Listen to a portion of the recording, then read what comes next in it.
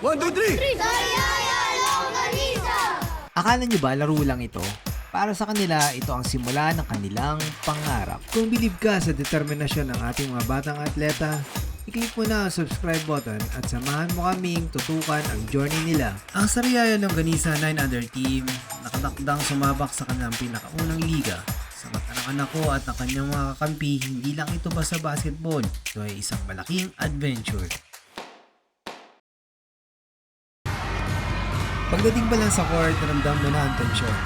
Ang unang kalaban, Team Lucena, kilala sa magagaling at sanay sa court. Sa simula, kitang-kita ang pag-aalinlangan. Medyo nag-struggle ang team natin. Naiiwan ng ilang puntos. Normal lang yon, lalo't at unang beses nilang humarap sa malaking crowd. Pero, dito nasubok ang tibay ng loob. Hindi sila sumuko. Daan-daan sa pamamagitan ng matinding team effort at komunikasyon, hinabol nila ang score. Yung dikit na laban, nauwi sa isang panalong puno ng pawis at ligaya.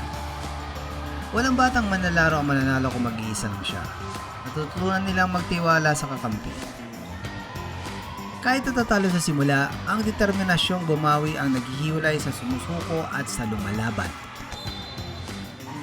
Ang makita nagkakaisa ang mga bata kahit na magkakalaban ay patunay na ang sports ay isa sa pinakamagandang paaralan ng karakter.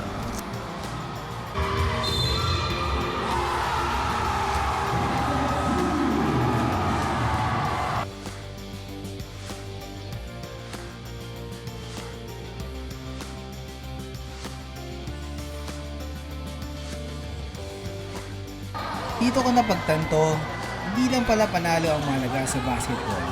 Ang mga bata, kahit kalaban nila ang isa't isa ay nagpakita ng respeto. Nandito tayo ngayon sa Kapitolyo ng Lucena. Hello. Pagkatapos ng matagal na tagumpay sa ating unang laro, ay naman tayo. Ang susunod na yugto ng ating journey ay naganap sa malawak na Quezon Convention Center sa Lucena City. Ibang level ng pressure dito, mas malaki ang venue, mas mataas ang stakes, at panibagong hamon na naghihintay sa ating mga batang manlalaro. Pagtipa pa lang ng bola ay ramdam agad ang bigat ng laro.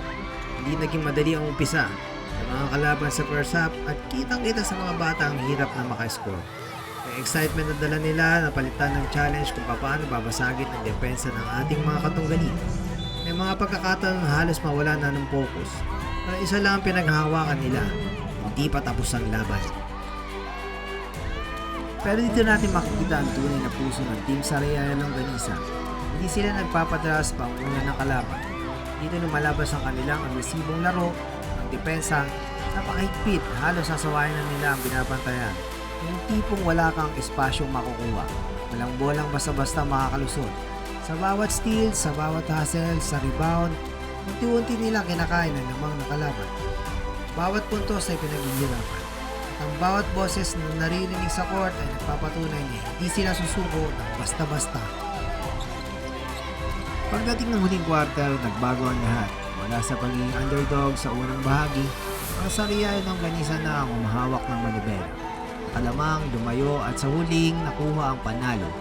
Ang saya ng mukha ng mga bata na hindi lang dahil sa score kundi dahil napatunayan nila sa sarili nila na kaya nilang bumawi basta magtutulungan.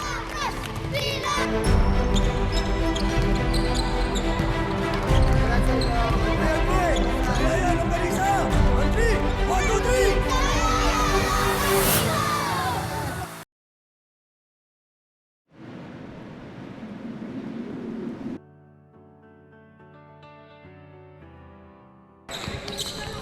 Deserto.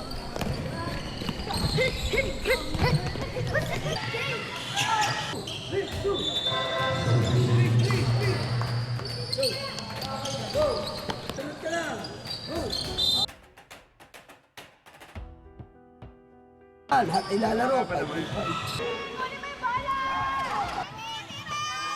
Yung kabaramdam mo sa bawat rebound, yung hirap na makahabol sa score. Pero heto tayo ngayon, tinitingnan ng isang team na tila hindi na yata marunong matalo. Sunod-sunod na panalo, isang winning streak na nagpapatunay na hindi lang ito tsamba. Ito ay bunga ng isang malalim na sikreto. Nagkakaintindihan tayo. Go, go. Ano nga ba ang susi? Sa likod ng bawat matagumpay na play, nandyan ang disiplina.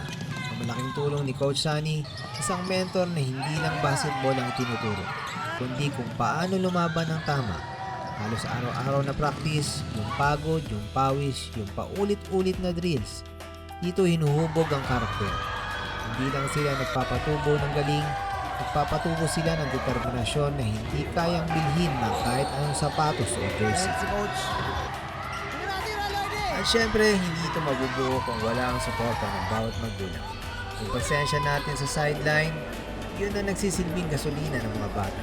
Sa bawat sigaw, sa bawat palakpak at sa bawat pasong tubig na inaabot pagkatapos ng laro. Nararamdaman nila na hindi sila nag-iisa sa court. Ang team na ito ay hindi lang binubuo ng 5 manlalaro. Binibuo ito ng buong komunidad na naniniwala sa kanilang kakayahan. Bilang magulang, iba ang saya na makita ang improvement ng anak ko. Mula sa pagiging scratch, yung walang alam kundi hilig lang, ngayon ay nakikita ko na ang malaking pagbabago sa kanyang laro. Kaya alam naman namin ito ay simula pa lamang. Marami pa siyang kakaining bigas sa mundo ng basketball. Ang importante, yung passion ay nandoon. Yung apoy sa kanilang mga mata, buhay na buhay.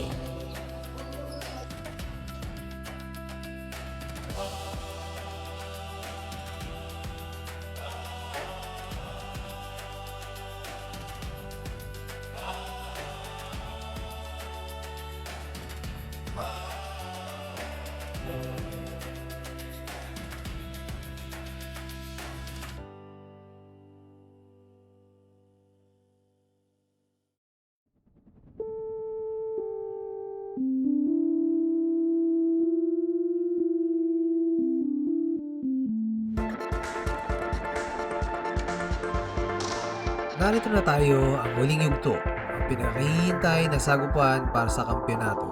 Mula sa umpisa ng liga hanggang sa sandaling ito, bitbit ng Sariayan Longganisa ang kanilang malinis na record. Pero ngayong araw, alam ng lahat na hindi ito basta laro. Ito na ang dulo ng kanilang pinaghirapan.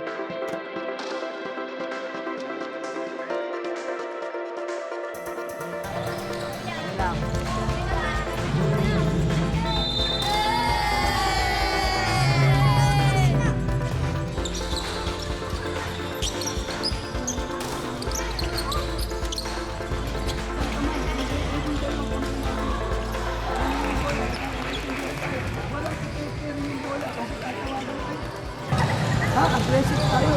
Pagkuhan ng bola. Tulong-tulong tayo. Magkakaintindihan.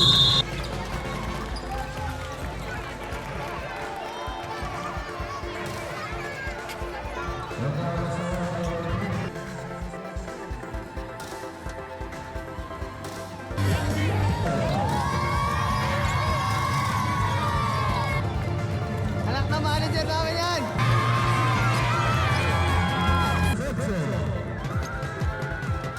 Number 8, Jacob Coluna. Number 14, Ibrahim de la Cruz. Number 2, Jacob Coluna. And number 3, Lloyd Perez. Number 1, Mayor Mark Calema. Number 21, Lorenzo Concepcion. And number 13, Jorge Alvarez. Number 11, Isaiah Thomas Sumili. Number 15, Liam Williamson. Number 27, Leon Flores. Number 77, Emiliano Manigas. And number 19, Rosner Eliza. God bless you.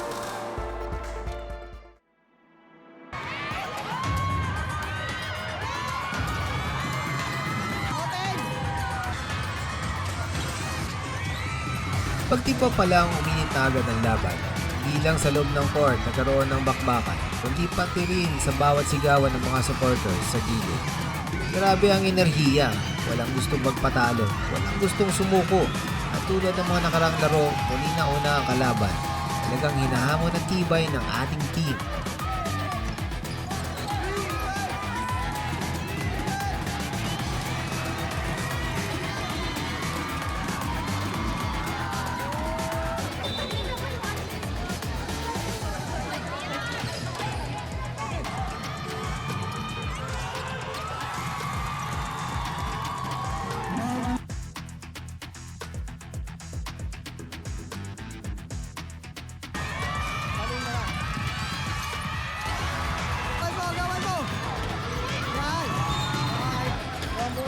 Pero pagdating sa huli, ang Sariaya Longganisa pa rin ang lumabas na bida. Sa kabila ng galing ng kalaban, pinatunayan nila na ang determinasyon lumaban hanggang dulo ang magpapanalo sa kanila. Nakuha natin ang kampyonato. Ang saya, ang sigawan at ang yakapan, lahat ng pagod at pawis sa araw-araw na practice na bayaran ng sabay-sabay. Sa uli, sa mundo ng paligsahan, hindi laging puro panalo. Alam natin sa laro, hindi maiiwasan ang pagkatalo. Bahagi yun ng pagiging isang atleta. Pero ang natutunan ng mga batang ito ngayong season, ang tunay na kampiyon ay hindi nasusukat sa dami ng tropeyo, kundi sa kung paano sila bumangon sa hirap, nagtulungan bilang isang pamilya, at ibinigay ang buong puso sa bawat laro. Mula sa scratch hanggang sa pagiging champion, isa itong kwento ng tagumpay na hindi nila malilimutan. Hanggang sa susunod na laban, proud kaming lahat sa inyo. Congratulations, Sariaya Longganisa!